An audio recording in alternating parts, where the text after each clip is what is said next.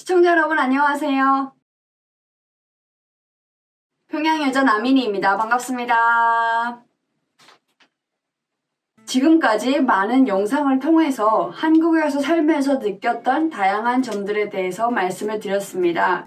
이번 시간에는 한국에 살면서 한국 사람들의 다양한 면모를 보면서 놀랐던 점들에 대해서 말씀드리도록 하겠습니다. 북한에서 원래 드라마를 통해서 한국 사람들을 보긴 했는데요. 예상하시다시피 대부분이 연예인이었습니다.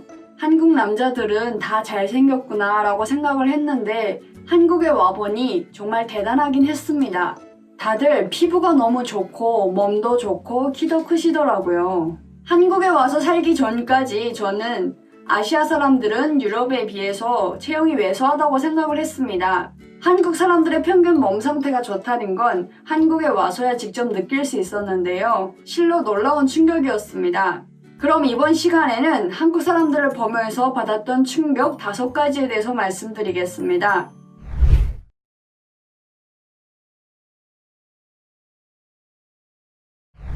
첫 번째로 사람들이 정치 이야기를 공공장소에서 한다는 것입니다.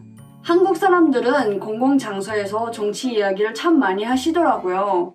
식당에서든 카페에서든 별로 남의 눈치를 안 보고 정치 이야기를 곧잘 하시더라고요. 정말 놀라운 충격이었습니다. 정치인들 이야기를 하면서 누구는 어떻고 누구는 뭐가 잘못됐고 정치인들 이름을 막 부르는 것도 되게 놀라웠습니다. 북한에서는 함부로 할 수 없는 이야기가 바로 정치 이야기거든요. 북한에서 취해지는 모든 정책들은 다 김정은이 직접 지시를 하는 것이기 때문에 정치에 대해서 이러쿵저러쿵 판단을 하는 것은 바로 김정은을 대놓고 얘기하는 거라서 절대 있을 수 없는 일이죠. 만약에 공공장소에서 국가 정책이나 김정은에 대해서 얘기를 한다면 예상할 수 없는 후과가 초래됩니다. 제가 평양에 있을 때 이런 일이 있었어요. 초등학생 5-6명이 길거리에서 어깨동무를 하고 가면서 김정은 찬양 노래를 개사해서 불렀대요. 김정은이 집권한 지 얼마 안 돼서 나온 노래라서 그 당시에 TV만 틀면 나오는 노래였습니다. 근데 개사 정도가 좀 심각했었나 봅니다. 개사한 내용이 북한 주민들이 가난에서 벗어나지 못하는 원인이 김정은에게 있다는 식의 내용이었는데요. 그 학생들이 부른 개사한 노래를 지나가던 버이언이 듣게 되었고 버이언은 조용히 말없이 애들을 뒤따라갔다고 합니다. 그렇게 해서 집도 알아내고 거기에 같이 노래를 불렀던 애들의 가족 상황까지 몽땅 알아내서는 윗단위에 제기를 했다고 합니다. 애들이 뭘 알아서 노래를 불렀겠습니까? 설사 알아서 불렀다 한들 애들이잖아요. 따져놓고 보면 틀린 내용도 아닌데 결과는 참담했습니다. 노래를 부른 애들 가족이 하루아침에 다 사라졌다는 거예요. 흔적도 없이 사라졌는데 들리는 소문으로는 정치범 수용소에 갔다는 얘기도 있고 추방을 당했다는 얘기도 있고 총살을 당했다는 얘기도 있었습니다. 권력자를 욕해서 처벌당한 사건이 한국에서 일어났다면 난리가 났겠죠. 하지만 북한이기 때문에 조용히 넘어갔습니다. 학교나 직장에서도 공개적인 자리에서 정책을 비판하거나 의의를 제기한다면 그 사람은 쥐도 새도 모르게 잡혀가거나 추방당하곤 합니다.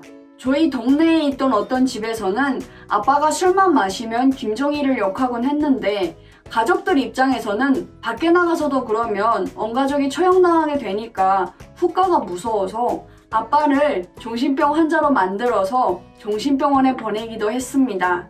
한국에서는 꺼리낌 없이 할 수 있는 정치 얘기가 북한에서는 사람의 운명이 왔다 갔다 하는 얘기입니다. 그래서 북한 사람들이 모여 앉으면 19금 토크를 많이 하는데 19금 얘기는 북한에선 오히려 안전한 얘기입니다. 북한에서는 아직 미투도 없고 성희롱, 성추행에 대한 인식도 거의 없기 때문에 북한에서 19금 얘기는 그냥 웃긴 얘기 정도로만 통합니다. 한국이랑 반대되는 상황이라고 할 수 있죠. 한국 사람들이 정치 얘기를 비교적 자유롭게 하는 것을 보면서 표현의 자유가 이런 것이 아닐까 생각을 했습니다. 민주주의가 아니고서는 불가능한 일이죠. 두 번째로 지극히 개인주의적인 사람들입니다. 제가 한국에 온 후에 영어 학원을 잠깐 다닌 적이 있습니다. 학원에 가면 친구를 사귈 수 있을 거라고 생각을 했죠. 부푼 기대를 안고 첫날에는 필기도구도 많이 챙겨갔습니다. 혹시나 없는 친구가 있으면 나눠주려고요. 그러면서 친해진다고 생각했거든요. 하지만 예상과 달리 함께 수강한 친구들 중 누구와도 얘기를 나누지 못했습니다. 어린 친구들이라서 그런지 옆에 누가 앉든 전혀 관심이 없더라고요. 지금은 코로나 때문에 사회적 거리두기를 하지만 그때에는 그럴 이유도 없는데 자연스럽게 사회적 거리를 두게 되더라고요. 저도 모르게 따라하게 되면서 심리적 거리마저 느껴졌습니다. 다들 그렇게 지내는데 저 혼자 다르게 행동하게 되지 않더라고요. 학원에 도착해서 인사하는 것도 없었고 수업 내내 옆 사람과 얘기하는 것도 없었고 수업이 끝나고 나서도 잘 가라는 인사말 없이 그대로 사라지고 강의실 안에 있는 시간에도 철저히 모르는 사람으로 있었으니 강의실 밖에 나가서도 전혀 만날 일이 없는 사람으로 되더라고요. 아주 신선한 충격이었습니다. 갑자기 하나원에서 받았던 교육 내용이 떠올랐습니다. 개인주의와 개인 이기주의는 다르다. 개인 이기주의는 안 좋은 거지만 개인주의는 개인의 생각과 선택이 존중받을 권리가 있음을 인정하는 거라고 했습니다. 살면서 보니 한국은 정말로 개인주의가 하나의 문화로 자리 잡은 곳, 개인주의가 보편적 가치로 인정받는 곳이더라고요. 북한에서 살 때는 개인주의는 곧 개인 이기주의이며 집단주의에 반대되는 매우 안 좋은 것이라고 교육을 받았고 저 또한 그렇게 믿었습니다. 한국에 와서 개인주의에 대해서 다시 생각하게 되고 제가 그런 사회에서 살아보니 나름 좋았습니다. 타인에게 피해만 주지 않는다면 제가 뭘 하면서 살든 누구의 간섭을 받지 않고 살고 있는 지금이 저는 너무 행복하거든요. 사생활까지 심지어 머릿속 생각까지 조직의 통제를 받아야 했던 북한에서의 삶에 비하면 훨씬 천국 같은 삶이라고 할 수 있죠. 어쨌든 지금은 개인의 프라이버시를 존중하지 않는 집단은 결코 건강할 수 없다고 생각하고 있고 진정한 개인의 자유는 조직생활 속에 있다고 하는 북한의 자유로는 인간 본성에 맞지 않음을 실천 생활을 통해서 알 수 있었습니다. 셋째로 때리겠다고 말만 하고 실제로는 때리지 않는 사람들입니다. 한국 사람들은 싸울 때 절대 먼저 때리지 않더라고요. 때리게 되면 고소당하고 합의금도 물어줘야 되고 폭력이 심해졌을 경우에는 형사 책임까지 져야 하다 보니 웬만해선 구타까지 넘어가지 않는 것 같아요.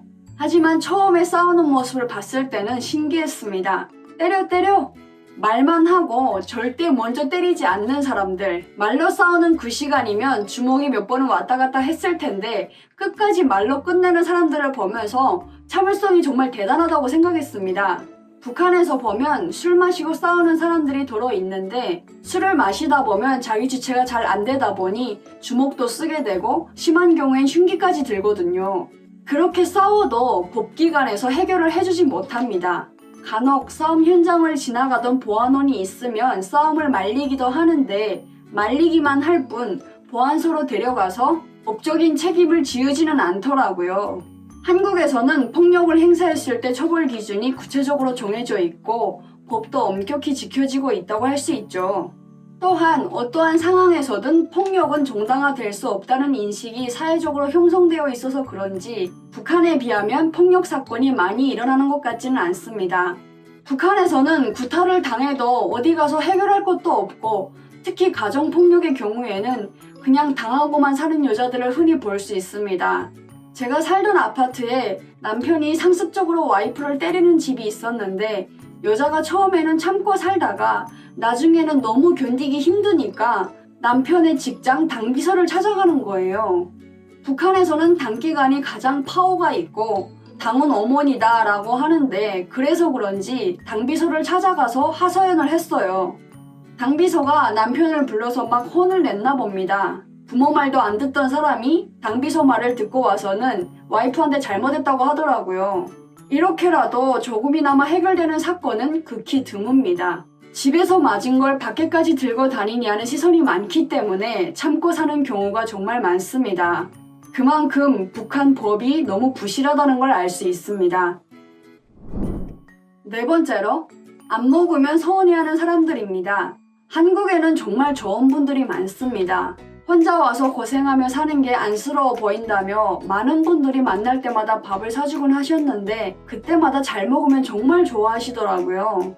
속이 안 좋아서 혹은 입맛이 없어서 조금만 적게 먹겠다고 하면 되게 서운해하시는 분들도 있더라고요.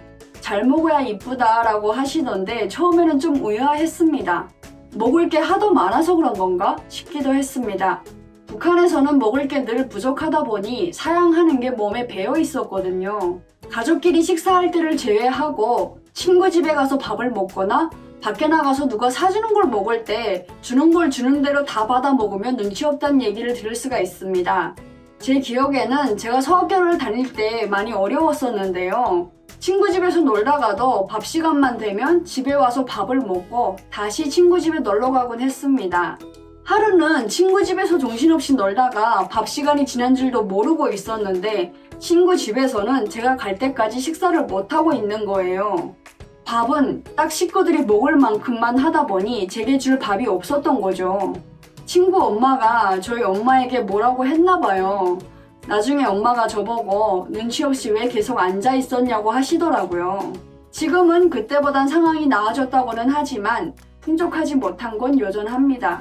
아직까지도 먹을 때 눈치를 보면 먹는 건 어쩔 수 없죠. 근데 한국에 오니까 다르더라고요. 처음에는 많이 먹어라 하시는 게 예의상 그러는가 보다 생각을 했습니다. 많이 먹으라고 해서 정말 많이 먹었다간 또 눈치 없다는 얘기를 들을까봐 정말 괜찮다고 별로 먹고 싶지 않다고 얘기를 드렸는데 진짜로 서운해 하시더라고요. 그분들 입장에서는 오히려 내가 해주는 밥, 내가 사주는 밥이 별로 맛있지가 않아서 좋은 게 아니라서 잘 안 먹는 건가? 이렇게까지 생각을 하시더라고요. 아, 한국에서는 정말 잘 먹는 게 이쁜 짓 하는 거구나 알게 되었습니다. 원래 우리 민족은 정이 많고 나누는 걸 즐기는 민족인데 북한에서는 먹을 것이 하도 부족하다 보니 잘 먹어라, 많이 먹어라 라는 말이 예의상 하는 말로 되어버렸다는 점에서 많이 슬펐습니다. 마지막으로 국가를 더 신뢰하는 사람들입니다. 어떠한 사례를 딱 짚어 말씀드리기에는 애매한데 한국에서 살다 보면 한국 사람들은 국가에서 하는 일, 정부에서 하는 일을 더 많이 신뢰한다는 걸 알 수 있었습니다. 어떤 사업이 진행 중인데 이게 어느 정도로 믿을 만한 사업이냐라는 의문이 들 때 이건 정부에서 추진하는 일이야. 정부의 어떤 기관에서 어떤 목적을 갖고 진행하고 있는 사업이야 라고 하면 좋겠네, 믿을만하네 라고 생각을 하시더라고요. 역시 놀라웠습니다. 그만큼 정부 기관에서 하는 일에 대한 신뢰가 높다는 걸 알 수 있었죠. 가령 A라는 사업에 투자하고 싶을 때 이 사업이 정부에서 하는 사업이다 라고 하면 적어도 사기는 안 당하겠구나 라고 생각하는 게 너무 신기했습니다. 북한은 정반대이니까요. 북한 당국은 북한 주민들에게 늘 열정페이만 강요하다 보니 북한 주민들에게 북한 당국에 대한 신뢰는 거의 없습니다. 특히 2009년 화폐 개혁을 겪으면서 하루아침에 망한 사람들이 많아지다 보니 정권에 대한 신뢰는 거의 바닥을 쳤다고 할 수 있습니다. 권력을 내세워 개인이 이룩한 재부를 하루아침에 몰수하기도 하고 주민들의 생활과는 관계없이 정권의 이익에 맞게 정책을 만들고 뜯어고치다 보니 북한 주민들은 국가가 하는 일이라고 하면 등을 돌립니다. 오히려 아름아름 정보를 통해 신뢰할 만한 개인이 있으면 그 개인이랑 뭔가를 하려고 합니다. 은행이 있다고 해도 북한 주민들은 절대로 은행에 돈을 맡기지 않거든요. 개인들끼리는 돈을 빌려주기도 하고 투자를 하기도 합니다. 참으로 기막힌 이야기라고 할 수 있죠. 개인에게 당하면 인맥이나 돈을 써서라도 되찾거나 해결할 수 있지만 북한 정권에게 당하면 하소연할 것도 없는 것이 북한의 현실입니다. 남과 북이 너무 반대되는 현실인 것 같습니다. 네, 여러분.